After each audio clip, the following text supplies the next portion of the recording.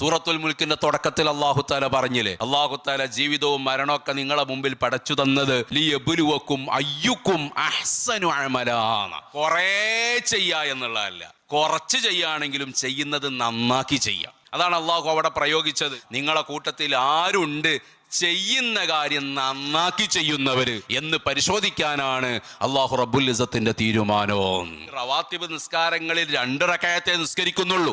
ആ നിസ്കരിക്കുന്ന നിസ്കാരം നന്നാക്കി ചെയ്യുക, അത് വേറൊരാൾക്കും ഷെയർ കൊടുക്കാതെ അള്ളാഹുവിന്റെ തൃപ്തിക്ക് വേണ്ടി ചെയ്യാം. ഒരാൾ 2 റകഅത്ത് ഇഖ്ലാസോടുകൂടെ നിസ്കരിക്കുന്നതോ, ഇഖ്ലാസ് ഇല്ലാത്ത രൂപത്തില് മറ്റുള്ളവരൊക്കെ കയ്യടി നേടണം എന്ന ആഗ്രഹത്തില് 1000 റകഅത്ത് നിസ്കരിക്കലോ പുണ്യമുള്ളത്. പരിശുദ്ധ ദീന് പഠിപ്പിക്കുന്നത് ഇഖ്ലാസോടുകൂടെ നടത്തുന്ന 2 റകഅത്ത് നിസ്കാരത്തിനാണ് ഏറ്റവും വലിയ പവർ എന്നാണ്. അതുകൊണ്ടാ സയ്യിദുനാ റസൂലുള്ളാഹി മുആദ് ഇബ്നു ജബൽ റളിയല്ലാഹു അൻഹുവിനോട് മുത്തുനബി തങ്ങൾ പറയുന്ന പ്രധാനപ്പെട്ട ഒരു നിർദ്ദേശം കാണാം. അഖ്ലിസ് ദീനക്, എന്നവരെ നിങ്ങൾ നിങ്ങളുടെ ദീനിന്റെ എല്ലാ ചിട്ടകളും കാര്യങ്ങളൊക്കെ ഇഖ്ലാസ് ഉള്ളതാക്കണം. ദീൻ എന്ന് പറഞ്ഞാൽ അവിടെ ഇബാദത്തുകൾ വരും, എല്ലാ കർമ്മങ്ങളും വരും, ഈമാൻ അടക്കം വരും, എല്ലാം വരും.